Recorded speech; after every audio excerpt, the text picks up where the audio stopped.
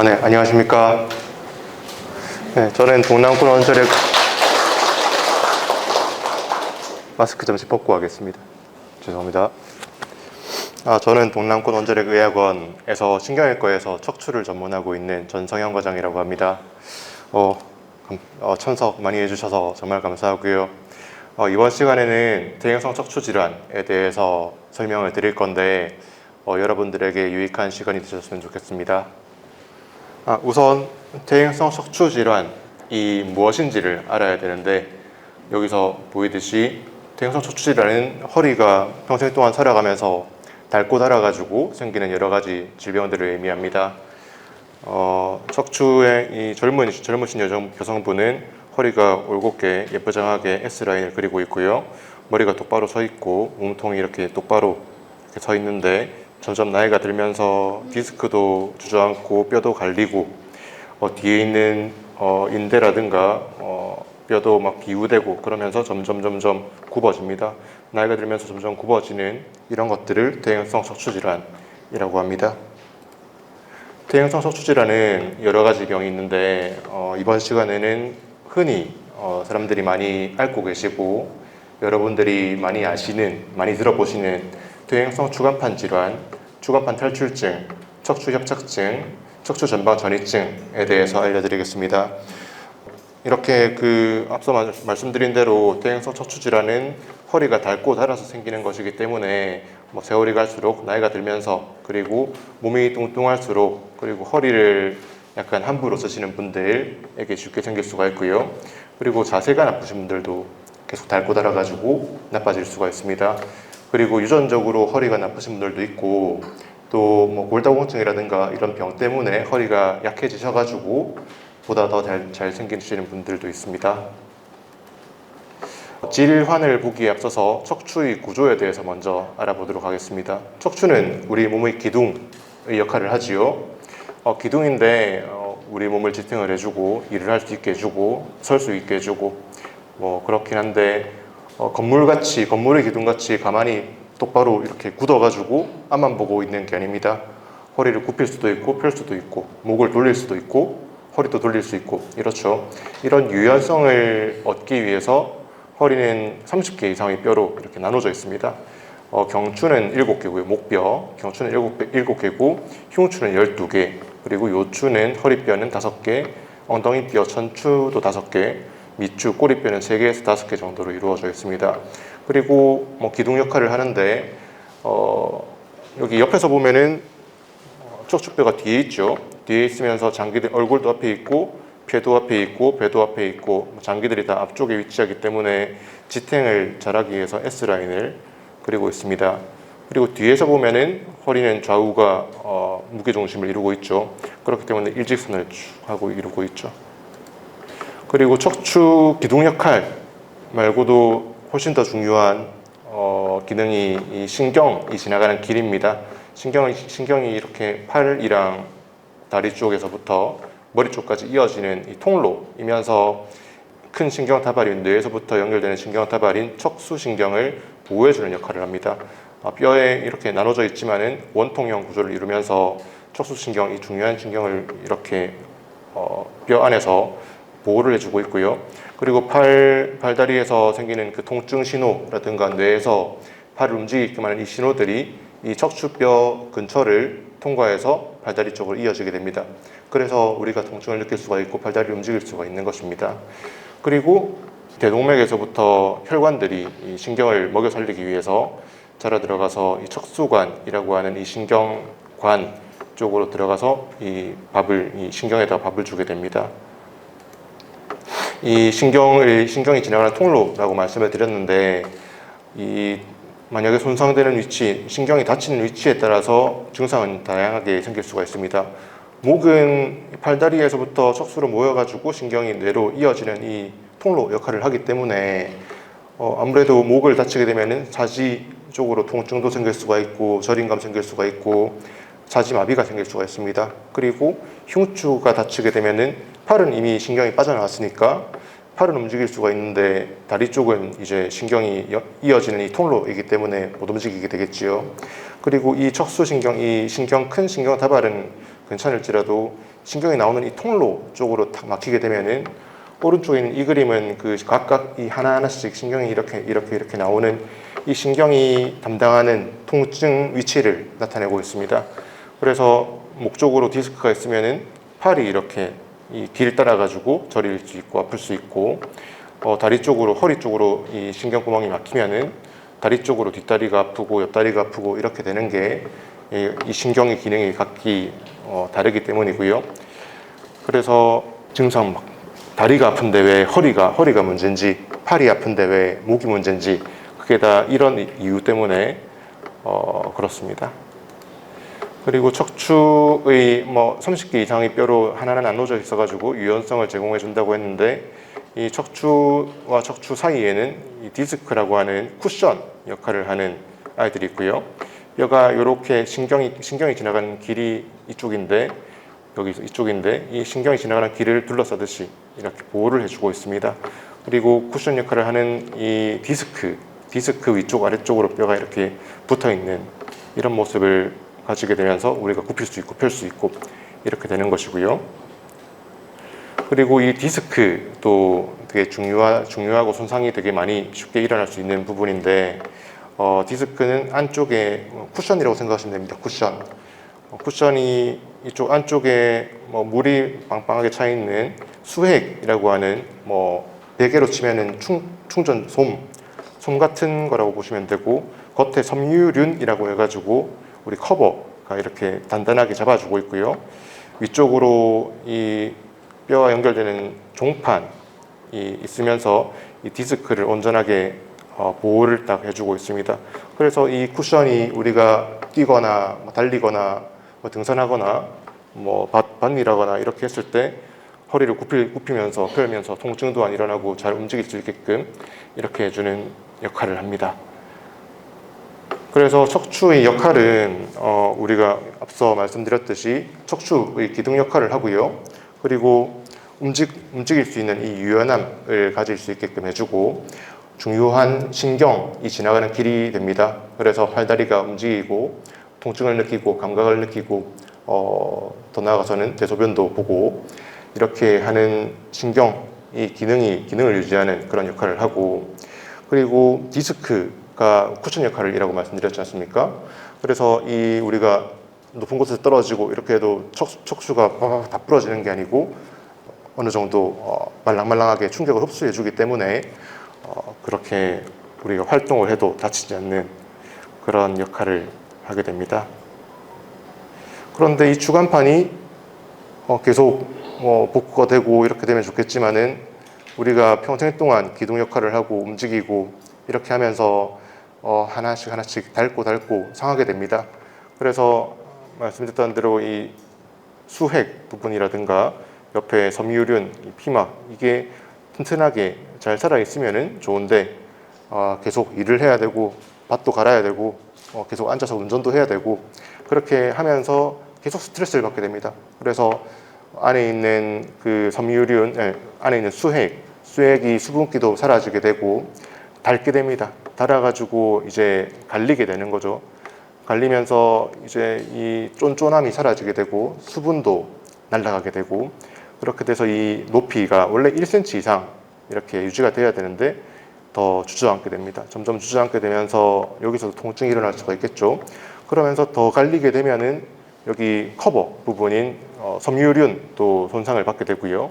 찢어지고 하다가 그래도 계속 일을 해야 되니까 화장실도 가야 되고 설거지도 해야 되고 빨래도 해야 되고, 그렇게 해서 계속 일을 하다 보면은 섬유륜도 터져가지고 디스크도 우르르 쏟아지게 됩니다.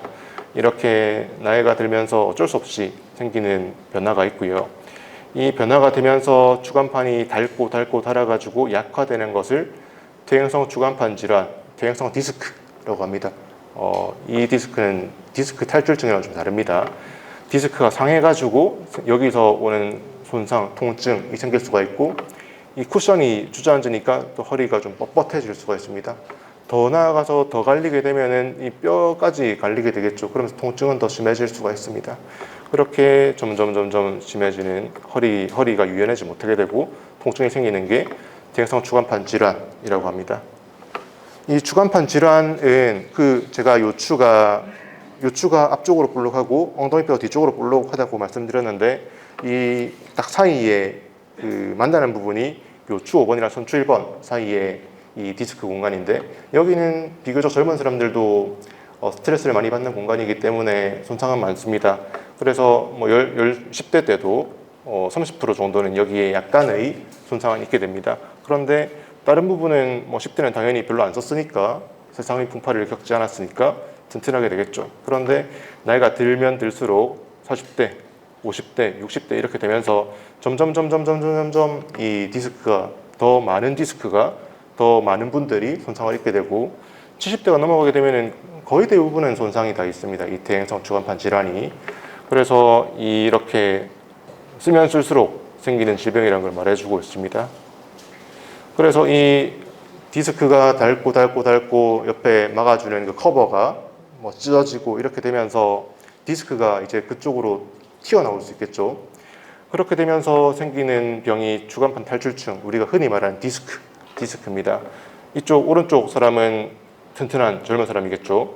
여기 수액 부분도 땡땡하게 쫀쫀하게 있고 옆에 이 막아주는 섬유륜도 튼튼하게 이 디스크를 잡아주고 있으면서 지 역할을 다 잘 해나가고 있는데 오른쪽에 많이 닳고 다른 디스크가 섬유륜이 찢어지면서 디스크가 이쪽으로 튀어나오게 됩니다. 튀어나오게 되면은 신경이 우리가 척추의 중요한 기능이라고 말씀드렸죠. 신경이 지나가는 길인데 뇌에서부터 팔다리 쪽으로 이어지는 이 신경이 지나가는 길이고 보호해 주려고 주변에 쫀쫀하게 다 원래 자리를 잡고 있는데 이게 닳고 닳으면서 신경이 눌려지게 되는 겁니다. 신경이 이렇게 디스크가 우리 몸을 지탱하는 디스크가 튀어나와서 신경을 눌리게 되면은 앞서 말씀드렸던 대로 그 신경길 있지 않습니까? 요렇게 아프고 땡기고 저리고 이런 증상이 디스크가 튀어나와가지고 신경을 눌리기 때문에 생기는 증상이죠. 그래가지고 요게 다시 돌아가 보면은 신경이 눌리게 되고 이게 증상을 목 디스크면은 한쪽 팔 쪽으로 양쪽 다 튀어나왔으면 양쪽 팔 쪽으로 이 길 따라가지고 아프고 땡기고 저리고 뻣뻣하고 그리고 더 심해지면은 여기 운동신경도 같이 지나가게 됩니다. 그러면은 다리 발목 쪽으로 가는 신경 같은 경우에는 발목을 들어 올리기 힘들고 손 쥐는 신경이라면 손 쥐는 것도 힘들어지고 특히 보통은 이럴 때는 한쪽이 더 심하게 증상이 생기게 되죠. 이것이 주간판 탈출증이고 더 심할 경우에는 아예 대소변 쪽으로 가는 저 아래쪽에 있는 신경까지 눌리게 돼가지고 소변도 잘 못 보고 항문 관략근 힘도 좀 줄어들어가지고 대변도 줄줄 싸게 되겠죠. 그래서 이런 디스크가 튀어나왔을 때 생기는 병이 디스크 탈출증이고 이게 신경을 눌려가지고 이런 팔다리가 아프고 땡기고 저리고 하는 증상이 생기는 겁니다. 그래서 팔다리가 아프다고 해서 팔 문제, 다리 문제가 아니고 허리 문제일 수 있다는 것이죠. 또한 디스크도 손상을 받을 수가 있고 다칠 수가 있고 튀어나와서 신경을 누를 수가 있는데 디스크만 있는 게 아닙니다. 허리에 이 신경 요거는 이렇게 잘라가지고 아래쪽에서 봤다고 생각하시면 되는데 이쪽이 앞쪽이고요. 이쪽이 뒤쪽입니다. 신경이 지나가는 우리 통로 척추관에 신경이 막 지나다니게 되는데 우리가 허리를 굽히고 펴고 하는데 그 허리 운동을 잡아주기 위해서 인대도 이렇게 다 붙어 있는데 튼튼할 때는 인대가 이렇게 얄팍하게 있으면서 제 기능을 다 하게 됩니다. 그런데 허리를 굽히고 펴고 하면서 손상을 계속 받게 되고 뼈도 뒤에 있는 후관절이라고 뒤에 있는 기둥도 있는데 뒤에 있는 기둥도 계속 무리를 할 때도 있고 이삿짐 옮길 때도 있고 이러면서 손상을 받게 되고 그러면서 뼈가 다시 치유가 되면서 두꺼워지게 됩니다. 그리고 인대도 손상받고 낫고 하면서 점점 두꺼워지게 되죠. 두꺼워지고 당연히 그러면서 디스크는 온전히 있지 않을 거 아닙니까? 디스크도 손상을 받아서 뒤쪽으로 이렇게 튀어나오게 됩니다. 튀어나오면서 생기는 문제 중에서 우리 척추관이 원래 1cm 정도의 공간이 있어야지 신경이 이렇게 예쁘게 동글동글하게 이렇게 있게 되는데 여기는 이제 1cm 미만으로 되니까 신경이 동그랗게 예쁜 모양이 아니고 눌려져 있죠. 이 신경이 전체적으로 눌려지게 되면서 똑같이 다리 쪽으로 가는 증상이 생길 수가 있고요. 이 사진은 MRI 사진인데 디스크도 튀어나와 있고 뒤쪽에 있는 인대도 튀어나와 있고 이러면서 원래 이 정도 1cm 이상의 공간이 있어야 되는데 신경이 막 답답하게 눌려져 있습니다. 이 공간이 눌려져 있으면은 또 한 가지 더 혈관이 이 신경을 먹여 살리려고 혈관이 안쪽으로 들어간다고 말씀드렸죠. 그런데 처음에 걸을 때는 괜찮다가 점점 걷게 되면은 이 안에 있는 협착증이 있으신 분들은 안에 압력이 더 올라가게 됩니다. 더 꽉 누르고 있는 게 걸으면 걷다 보면은 점점 더 누르게 되죠. 누르면서 신경도 눌려지고 이쪽으로 가는 혈관도 눌려져 가지고 피가 이제 신경이 걷다 보면은 먹을 밥이 없어집니다. 그러면서 다리가 확 저려지고 힘도 빠지고 이런 게 이제 척추 협착증의 증상이죠. 걷다 보면은 못 걷겠다 이러시는 분들이 여기 인대가 뒤쪽으로 인대가 튀어나오고 디스크도 튀어나오고 이렇게 해서 이 척추관 자체가 좁아져 가지고 생기는 문제입니다. 그리고 허리를 굽히면은 이 인대가 또 얄팍해지면서 압력이 좀 줄어듭니다. 허리를 굽히면은 이제 압력이 좀 풀리니까 좀 낫다 하고 다시 걸으면은 걸을수록 일하면 일할수록 증상이 더 생기게 됩니다. 이게 척추관 협착증이고요. 말씀드린 대로 증상은 걷다 보면 더 못 걸어지고 이게 신경성 파행이라고 합니다. 그리고 당연히 허리가 아플 수가 있고요. 갈리니까 다리가 아플 수 있고 똑같이 더 심할 경우에는 대소변을 못 가릴 수가 있습니다. 그렇고 더 갈리고 또 주변에 허리를 잡아주는 인대가 약해지고 뒤에 있는 관절도 약해지고 디스크도 약해지고 이러다 보면은 우리 허리가 이 층층이 예쁘장하게 이 열을 잘 이루고 있어야 되는데 허리가 잡아주지 않으니까 불안정해질 수 있습니다. 허리를 이렇게 숙이면은 원래 이렇게 일자로 있어야 되는데 점점 앞으로 기어나가게 되는 것이죠. 허리를 굽히면 앞쪽으로 쓱 가고 허리를 펴면 잠시 돌아오고 이렇게 되는 게 또 전방전이증이라고 합니다. 허리가 불안정해졌을 때 너무 허리가 상해가지고 허리를 제대로 잡아주지 못할 정도일 때 생기는 전방전이증이고 물론 이거는 선천적으로 여기 뒤에서 잡아주는 이 기둥이 끊어져 있는 분들도 젊은 나이 때 생길 수가 있긴 한데 그래도 나이가 많이 들면서 주변에 잡아주는 인대도 약해지고 디스크도 약해지고 갈리고 이러면서 아예 이 잡아주는 이 안정성이 사라지는 것을 척추 전방전이증이라고 합니다. 이 전방전이증도 앞으로 이렇게 가게 되면은 척추관 공간이 작아지게 되겠죠. 좁아지게 되겠죠. 그렇게 되면서 비슷한 증상이 활동을 하면은 앞쪽으로 이렇게 미끄러지기 때문에 활동을 할 때 신경이 압박돼 가지고 그렇게 허리가 아프고 다리가 저리고 더 심할 경우에는 못 걷고 이런 증상이 생기는 게 전방전이증이라고 합니다. 이 전방전이증 이런 것 때문에 불안정성을 보기 위해서 엑스레이를 그 병원 가면은 굽혔다가 찍고 폈다 찍고 하고 오라고 힘든데 허리가 아픈데 그렇게 하고 오라고 하는 이유가 이 불안정성을 파악하기 위해서이고요. 만약에 이 증상이 약물 치료를 하다가 시술도 받다가 수술을 해야 된다면은 우리 흔히 말해서 등에다가 쇠침을 받는다라고 하죠. 이 불안정하기 때문에 안정시키기 위해서 만약에 수술이 필요할 정도로 심하다면은 수술할 때는 이렇게 무섭게 침을 이 사람은 4개를 박았습니다. 4개를 이렇게 박고 이 디스크도 다 제거를 하고 이 2개의 뼈를 붙여주는 척추 융합술과 고정술을 받죠. 이 병 때문에 수술을 할 때는 보통은 쇠침을 박습니다. 나사못을 박습니다. 그래서 이 여러 가지 흔히 생기는 이 병들에 대해서 간단하게 알아듣기 쉬웠으면 좋겠는데 설명을 드렸습니다. 그래서 이제 진단을 해야 되겠죠. 진단을 하러 이제 병원에 허리가 아프고 다리가 저리고 못 걷겠고 이래서 오시면은 보통 언제부터 아프냐, 어떻게 아프냐, 그리고 다리 들어보라 하고 그렇게 신체 검사를 먼저 하게 되고 그 다음에 엑스레이도 찍고 CT도 찍고 MRI도 찍게 됩니다. 그리고 CT를 찍었을 때는 여기 말랑말랑한 조직들은 허리에서는 말랑말랑한 조직들이 거의 비슷하게 이렇게 회색으로 보입니다. 여기 원래 신경이 원래 있어야 되는 부분이고요. 디스크가 있어야 되는 부분이고 이분은 심해가지고 확 티가 나는데 이렇게 그런데도 CT를 찍는 이유는 딱딱한 부분, 뼈가 자라있는 부분을 보기 위해서이기도 하고 MRI가 비쌉니다. 비싸기 때문에 증상이 만약에 심하지 않을 경우에는 그렇게 자세하게 보지 않고 어떤 병인지를 알고 환자가 관리를 하면 되기 때문에 CT를 찍자고 하죠. 그래서 이 간단하게 이 내가 디스크가 있구나, 협착이 있구나 이렇게 알고 관리를 하게 됩니다. 하지만 뭐 증상이 너무 심하거나 아니면은 마비가 있거나 이렇게 되면은 보다 더 정확하게 신경이 어떤지 디스크가 어떤지를 알아야 되겠죠. 그렇기 때문에 이건 MRI입니다. MRI를 찍게 되고 MRI를 찍으면은 신경이랑 여기서는 뭐 아무것도 안 보이는데 신경과 뒤에 있는 그 공간들이 구분이 다 되고 디스크가 여기는 좀 희미하게 보이지만 어디가 눌려져 있는지 이런 것도 상세하게 면밀하게 파악을 할 수가 있습니다. 그리고 만약에 이 큰 신경 다발인 척수가 손상을 받았을 때도 하얗게 이렇게 다 보이게 되고요. 만약에 조영제를 넣어서 찍으면은 염증도 보이고 덩어리도 보이고 종양도 보이고 이렇기 때문에 자세한 검사를 뭔가 증상이 심할 때라든가 환자가 원할 때라든가 필요할 때라든가 MRI를 찍게 됩니다. 그리고 이분같이 허리가 여러 군데 협착이 있는 거거든요. 여러 군데 협착이 있을 경우에는 수술을 다 하게 되면은 인조인간이 되니까 허리의 유연성이 사라집니다.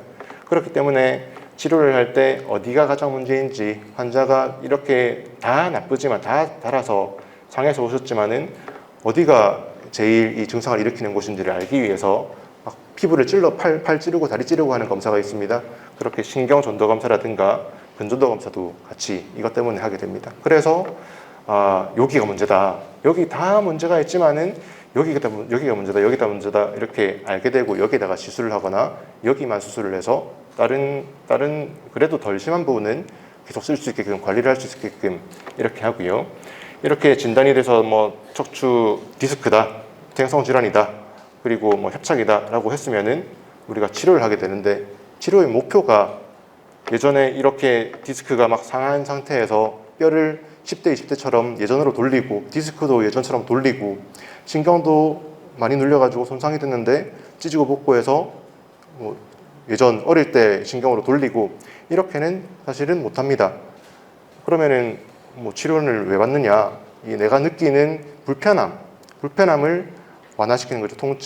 내가 통증 때문에 힘들고 운동하기도 힘들고 일하기도 힘들고 이러는 통증을 완화시키고 만약에 다리 마비가 왔으면은 마비도 약간 힘이 있는 경우에는 더 힘이 빠져가지고 아예 못 걷고 이러는 걸 진행을 막는 게 또 첫 번째 목표고요.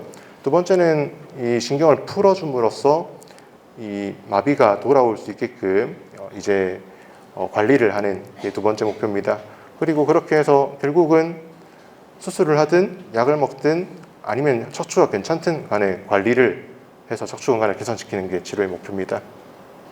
그래서 시술 이런 거 받기 전에 제일 처음에 의사한테 가면은 해야 되는 게 약물 치료이겠지만 그 전에 관리를 해야죠. 뭐 재활 치료도 하고 물리 치료도 하고 이렇게 하면서 허리의 잘못된 자세를 어떤 자세가 안 좋은지를 듣고 나한테 어떤 운동이 독이 되는지 실이 되는지 아니면 이득이 되는지를 알아서 그에 따라서 관리를 하게 되고 약을 먹어야 될 정도면 이제 약을 드립니다. 약도 뭐 누구한테나 똑같은 약을 드리는 게 아니고 그 병에 따라서 필요한 약들이 다 다른데 염증이 있으면 염증을 가라앉히는 약을 드리고요. 통증이 심하면 통증약을 또 본인이 앓고 있는 병이라든가 부작용이 있을 수 있습니다. 그럴 때 그걸 맞춰가지고 이 약도 써보고 저 약도 써보고 하면서 만약에 부작용이 생기면은 약 용량을 줄이든가 다른 약으로 바꾸든가 이렇게 하고 효과가 없으면은 약을 올려야 되겠죠. 아니면 센 약을 쓰든가 이렇게 해서 약을 이제 조절을 해서 요약으로 통증이 뭐 심할 때가 있고 덜할 때가 있는데 심할 때는 조금 더 약을 올리고 약을 맞춰놨으면은 약을 더 올리고 통증이 좀 완화됐으면 약을 줄이거나 끊고 이렇게 해서 조절을 하게 됩니다.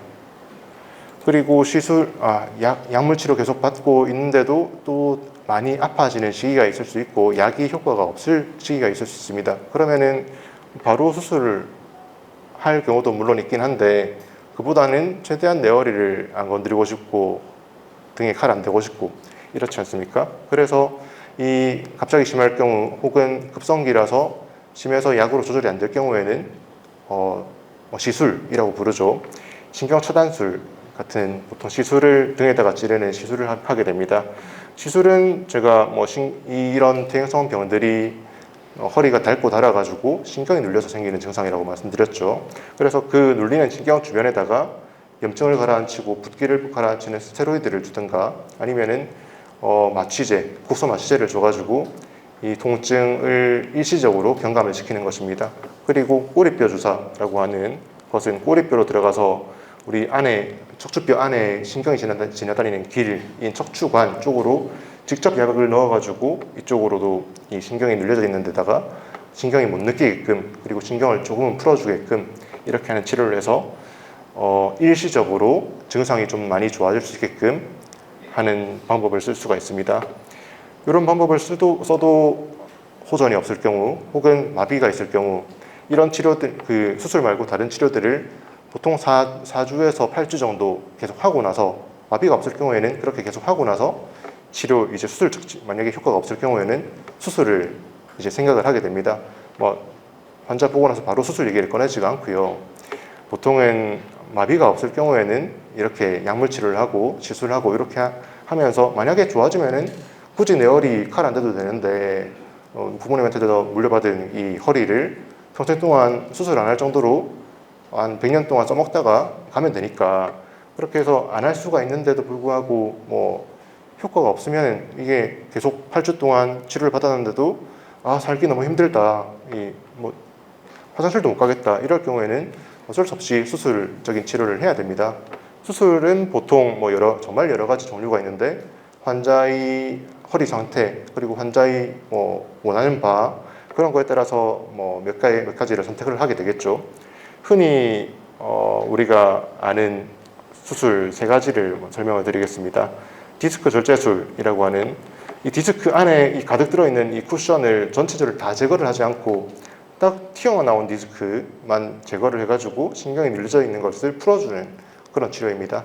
그래서 만약에 절개를 한다면 3cm 정도, 내시경을 하면은 1cm 정도의 구멍을 2개 정도 뚫어가지고 안으로 들어가서 뒤에 있는 후공이라고 하는 이 척추를 보호하고 있는 뼈를 약간 제거를 합니다. 그렇게 해서 들어가서 신경을 보호를 하고 튀어나와 있는 디스크를 꽂아봐서 떼내고 신경을 풀어진 것을 확인하고 나오게 됩니다. 그렇게 되면은 통증이 좋아질 수 있고 만약에 근력 저하가 있다면은 만약에 재발이 안 된다면은 더 진행되지 않고 좋아지는 걸 기대할 수가 있습니다. 여러 가지 주저리 말씀을 많이 드렸는데 척추 건강에 신경을 써야 되는 이유는 허리가 상하면은 아픕니다. 아프고 발다리가 다 아플 수 있고요. 그렇기 때문에 이 통증을 척추가 건강하면은 통증이 예방이 되고 허리는 유연성을 가져오는 이 유연한 아이인데 상하게 되면은 뻣뻣해집니다. 그래서 우리가 척추를 물론 젊을 때부터 신경을 많이 써서 건강을 계속 유지를 하면은 나이 들어서도 이동성이 많아지고 자세도 똑바로 할 수가 있고 굽어지지 않고 그리고 이 신경이 팔다리 쪽으로도 물론 가지만은 장기 쪽으로도 가고 엉덩이 쪽으로도 가고 그래서 이 신경이 눌리게 되면은 이 모든 신경 기능이 떨어질 수가 있습니다. 이 신경 기능을 유지를 할 수가 있고요. 이로써 삶의 질도 허리 아프신 분들보다는 삶의 질이 당연히 척추가 건강하신 분들이 더 좋겠죠. 그리고 허리가 건강해야지 그리고 자세가 좋고 유동성이 좋아야지 더 다치지도 않습니다. 허리가 아프고 이러면 움직이기 힘들고 하다가 침상에서 떨어지고 이렇게 되는 것들을 척추 건강을 신경을 많이 쓰면 예방을 할 수가 있죠. 그로써 장기적인 건강도 챙길 수가 있습니다. 우리가 어떻게 해야 되느냐는 문제죠. 건강한 생활 방식이 중요한데 당연히 앞서 제일 처음에 설명드렸던 대로 체중이 뚱뚱하게 되면은 우리 기둥이 더 많이 하중을 받겠죠. 그러면은 거의 80년, 90년 동안 계속 다른 이 체중이 좀 적절하신 분들보다 더 많이 닳게 됩니다. 그래서 체중을 적절하게 유지를 해야 되고 주변에 있는 우리 인대라든가 근육 같은 것들 그리고 뼈, 디스크 이런 것들이 튼튼해지도록 무리하지 않는 선에서 젊을 때부터 운동을 다 하고 나이가 좀 드셨더라도 허리의 구조에 무리가 가지 않는 선에서 본인 몸에 맞춰서 무리가 가지 않는 선에서 운동을 좀 해주셔야 됩니다. 그 운동은 사람마다 다 다릅니다. 자세가 당연히 적절해야 되겠죠. 이 자세가 평생 동안 모이면은 큰 손상을 잘못된 자세는 척추에 큰 손상을 가져올 수가 있기 때문에 제가 자세가 안 좋네요. 자세가 올바라야 됩니다. 이게 진짜 힘든 문제입니다. 일상 활동에서도 일을 하거나 설거지를 하거나 이럴 때도 틈틈이 통증이 오면은 쉬어 주셔야 됩니다. 인대도 계속 일하면서 손상을 계속 받게 되고 쉬지 않고 일하면은 계속 다치고 더 크게 다치고 그리고 또 적절히 쉬지 않고 다시 일하게 되면은 다친 데다가 또 다치고 또 다치고 이렇게 해서 더 뚱뚱해지고 약해지고 이렇게 되는데 적절한 휴식도 굉장히 중요합니다. 자세에 대해서 설명을 드릴 건데 자세는 기본적으로 허리에 무리가 가지 않는 허리가 통증이 안 생기는 그런 자세를 하셔야 됩니다. 원칙은 우리 기둥이라고 말씀드렸죠. 기둥은 이 다리 사이에 무게중심이 우리 다리 사이에 있는 이 우리 몸 안으로 와야 됩니다. 허리가 목이 앞쪽으로 굽게 되면은 무게중심이 앞쪽으로 쏠리죠. 그러면은 목 쪽으로 부담이 되게 많이 갑니다. 그럼 목 디스크가 생길 수가 있겠고 목 쪽으로 퇴행성 주간판 질환 그리고 협착증 같은 게 생길 수가 있겠죠. 허리도 앞쪽으로 이렇게 굽혀가지고 가게 되면은 허리도 손상이 많이 될 수가 있고요. 핸드폰 볼 때 이거 저도 엄청 안 되는 부분이긴 한데 고개를 반드시 들고 우리 머리가 다리 사이에 오도록 이렇게 해서 팔을 이렇게 들고 보시는 게 좋습니다. 앉을 때도 여기 이제 무게중심이 엉덩이 사이에 있으니까요. 엉덩이 사이에 머리가 딱 위치할 수 있도록 약간 뒤로 가는 건 괜찮습니다. 근데 앞쪽으로 가면은 허리에 부담이 되게 많이 가겠죠. 이런 문제. 물 건들 때는 당연히 이렇게 들면은 허리에 부담이 되게 많이 가고 요추 5번, 1번 쪽으로도 많이 손상을 입게 됩니다. 허리를 되도록이면은 선 자세랑 비슷하게 빳빳이 펴고 무릎을 굽히고 이렇게 들어야 됩니다. 이것도 무릎이 안 좋으신 분들한테는 안 좋겠죠. 그리고 잘 때는 저희들이 어떻게 못하지 않습니까? 그런데도 수면 시간은 평생에서 4분의 1 정도 혹은 3분의 1 정도는 다 우리가 자는 데 씁니다. 잘 때도 베개가 너무 높으면은 목이 굽어지고 쿠션이 너무 딱딱하면은 허리가 이렇게 굽어지고 너무 푹신하면은 이렇게 허리가 굽어지게 됩니다.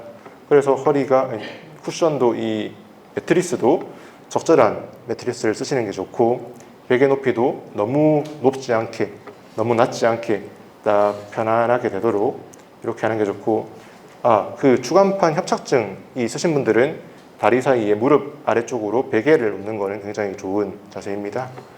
이렇게 기본적으로 누구든지 똑같은 이 내용은 여기다가 이번에 설명을 드리겠고 또 개개인별로 허리가 어떤 이냐에 따라서 운동 자체는 나한테 유튜브에서 보이듯이 TV에서 보이듯이 이 허리가 좋다는 운동을 계속했는데 허리는 더 망가질 수가 있습니다. 불안정하신 분들은 하면 안 되는 운동이 있고 디스크가 많이 상하신 분들은 하면 안 되는 운동이 있습니다. 그렇기 때문에 허리가 튼튼하신 분들은 유튜브라든가 TV라든가 거기서 나오는 운동을 무리가 되지 않는 선에서 하시는 게 좋겠지만은 허리에 문제가 있고 다리가 땡기고 저리고 아프고 다리가 마비가 되고 그러신 분들은 이런 기본적인 내용은 숙지를 하시되 다른 상세한 운동 같은 경우에는 진료를 좀 받으시고 운동을 선택하시는 게 좋습니다. 그리고 굉장히 중요한 문제죠. 이 퇴행성 척추 질환이 있으신 분들은 오랜 기간 동안 통증이 있으시고 다리에 힘도 없으실 수도 있고요.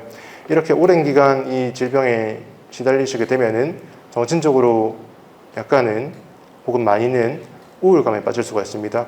우울감 자체도 통증의 역치를 감소시킨다고 하는데 똑같은 통증이 와도 우울하면은 더 심하게 우리가 통증을 느낄 수가 있고요.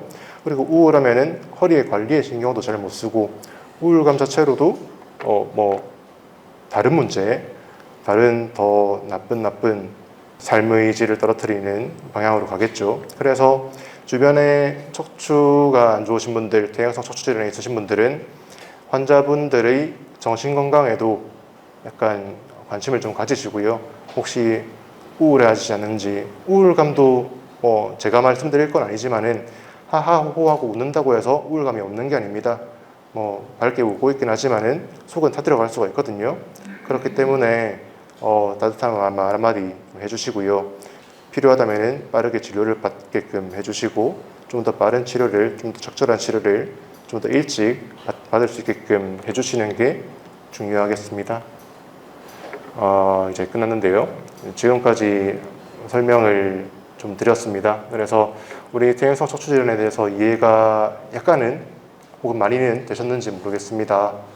그래서 이렇게 진단받고 치료를 받고 관리를, 가장 중요한 건 관리지요. 의사가 뭐 해준다고 하기 전에 안 챙기는 게 가장 중요합니다. 그래서 관리를, 허리를 좀 본인 허리를 좀 많이 아끼시고요. 관리를 잘 하시는 게 가장 중요하다고 생각을 합니다. 이상입니다.